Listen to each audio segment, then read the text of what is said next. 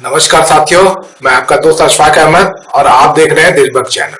अभी जो भाजपा जो है 3 राज्य जीत गई, बड़े बड़े राजस्थान, मध्य प्रदेश और छत्तीसगढ़, जबकि उम्मीद नहीं थी, क्योंकि जितने भी एग्जिट पोल आ रहे थे और उसके पहले ओपिनियन पोल आ रहे थे तो उसमें एकदम साफ बता रहे थे कि कांग्रेस बहुत मजबूत है, ग्राउंड पे है। जमीनी हकीकत जो है वो ये है कि भाजपा जो है उसको जीतना बहुत मुश्किल है तीनों तीनों जगह। और छत्तीसगढ़ में तो बिल्कुल मतलब चांस ही नहीं था। रमन सिंह जो है वो पहले ही एकदम रिटायरमेंट की तरह थे कि चुनाव भी लड़ेंगे, उनको जब कहा गया तब वो चुनाव लड़े।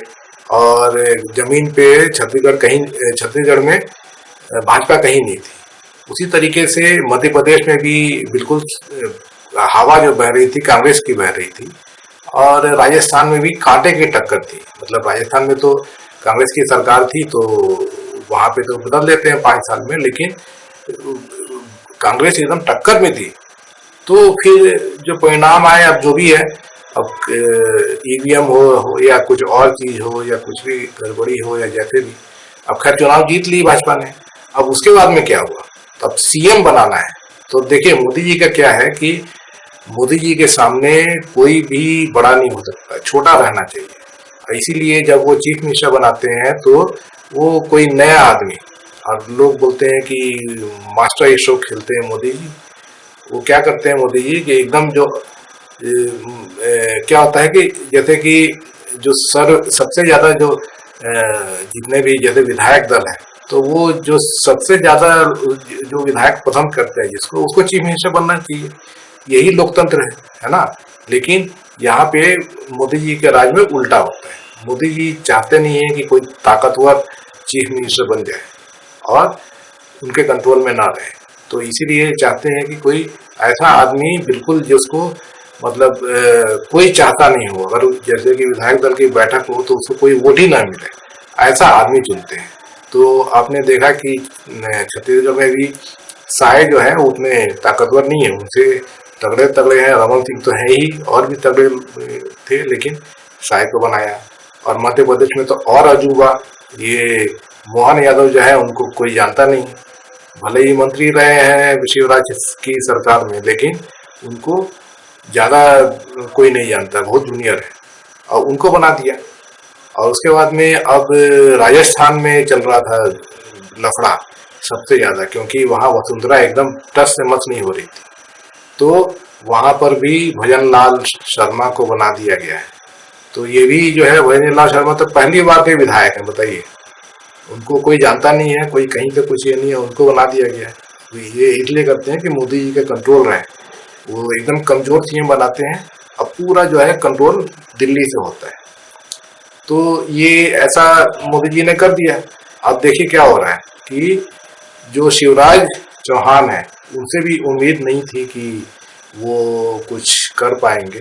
तो वैसे देखा जाए तो वो रोए एकदम सामने।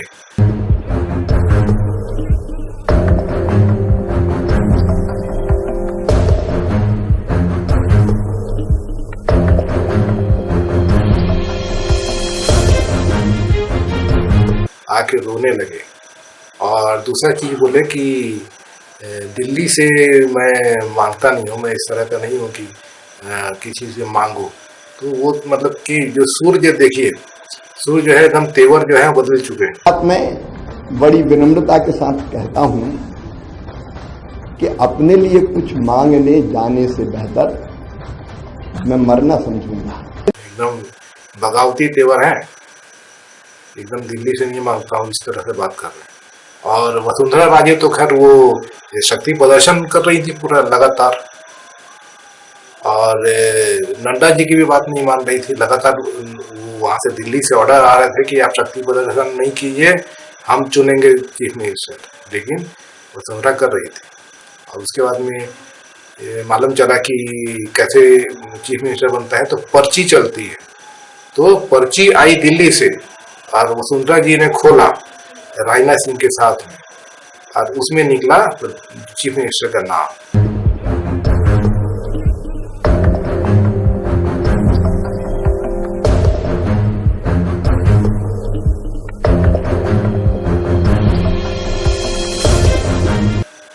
ऐसे चीफ मिनिस्टर बनते हैं मोदी राज में। तो बगावती सुर तो पहले ही बज रहे थे राजस्थान में, तेवर दिखा रही थी वसुंधरा राजे। मामा जी तेवर तो नहीं दिखा रहे थे, लेकिन बयान दे रहे थे जिस तरीके से, तो वो लगता था कि उनकी मेहनत है तो उसका फल उनको मिलना चाहिए। अब कायदे से देखा जाए तो फल मिलना भी चाहिए, क्योंकि मामा जी ने ही मेहनत की। मोदी जी जो रैली जरूर किए, अपने नाम से चुनाव लड़े, लेकिन वो क्या आके बोले। तीनों राज्यों में देखिए तो कुछ भी अनाप शनाप बकते रहे, सिर्फ कांग्रेस पे ही अटैक करते रहे, और कुछ भी फिर भ्रष्टाचारी वाला तो भोपाल में ही बोले थे, एमपी में, कि जब अजीत पवार वाला बात चल रहा था तो उसके पहले एनसीपी टूटा नहीं था, तो उसको तोड़ने के लिए मोदी जी ने ईडी जबरदस्त तरीके से लगा कर रखा हुआ था। और एमपी में बोले कि 70,000 करोड़ के भ्रष्टाचारी, नेचुरल भ्रष्टाचारी पार्टी एनसीपी को बोलते थे, अजीत पवार को बोलते थे। अब वही जब ईडी का ये तगड़ा चाटा पड़ा तो अजीत पवार बदल गए, फट से टूट गए। अब उसके बाद में उनका सब क्या क्या हुआ, सब जो घोटाले सब माफ, और वो डिप्टी सीएम भी बन गए और वित्त मंत्रालय भी उनके हाथ में आ गया। तो ये मोदी जी का चमत्कार होता है। तो खैर बहरहाल जो मुख्य मुद्दा ये है कि मोदी जी ने एकदम जो सबसे कमजोर है वो ऐसे सीएम बना दिए हैं, ताकि कंट्रोल उनका पूरा वहां से रहे, और मोदी जी के सामने कोई तगड़ा ना आ जाए मोदी जी को चुनौती देने वाला, तो वो मोदी जी उसको रास्ते से हटा देते हैं। तो मामा जी को हटाया, वसुंधरा राजे को हटाया। अब देखिए दिक्कत वाली बात क्या है कि रमन सिंह तो खैर चुप बैठे थे पहले से ही, तो उनके तरफ से तो कोई विद्रोह होने का आशंका था भी नहीं। लेकिन मामा जी जिस तरीके से देख रहे हैं, जैसे कि उनके तेवर दिख रहे हैं, बोल रहे हैं कि दिल्ली से तो मैं मांगता नहीं हूँ, मैं तो अपने बूते पर जो भी काम करता हूँ और बूते पर अपना लड़ता हूँ, और उसका जो भी मैं हक जो है वो कोई ऐसा नहीं है कि दिल्ली से कोई आके देगा, मेरा हक मेरा है, इस तरह का बात कर रहे हैं। अब वसुंधरा तो पहले से बोल ही रही थी, राजस्थान में वसुंधरा की ताकत बहुत है। वो चाहे तो जैसा कि आपने देखा कि 70 जो विधायक थे तो वसुंधरा से मिलने आ रहे थे, अब वसुंधरा अपना शक्ति प्रदर्शन कर भी रही थी। तो अब जब वो सीएम नहीं बनी है और रो रही हैं कि मतलब उनको चांस नहीं दिया गया, तो वो क्या करेंगी, बगावत तो कर सकती हैं।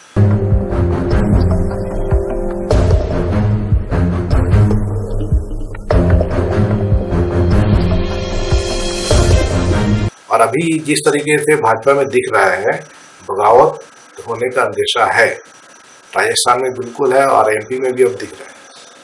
तो आगे देखिएगा क्या होता है। राजस्थान में तो ऐसा लगता है मेरे को कि सरकार जो है चलाना बहुत मुश्किल हो जाएगा, मोदी जी का कंट्रोल जरूर रहेगा, लेकिन बगावत के चांसेस, बीच बीच में बगावत की बात, जैसे कोई भी मुद्दा कैसे उड़ गया, गरमा गया, तो बगावत हो सकता है बिल्कुल। और फिर मोदी के खिलाफ जैसे कि वसुंधरा खड़ी हो गई तो उनके पीछे बहुत विधायक आ सकते हैं। एमपी में भी अब ऐसा दिख रहा है, तो आगे देखिए क्या होता है। लेकिन जितना घटनाक्रम जिस तरह के दिख रहा है, तो यही बता रहा है कि मोदी जी के शासन में अब जैसे क्या होता है कि जो तानाशाही रवैया होता है ना, तो बहुत सारे लोग जो है उनको नागवार कुछ लगता है और फिर वो बगावत कर जाते हैं। तो मोदी जी का जो ये तानाशाही रवैया बढ़ते जा रहा है, तो इसके खिलाफ बिल्कुल जायज है कि कुछ ना कुछ बगावत हो जाए। तो देखिए क्या होता है।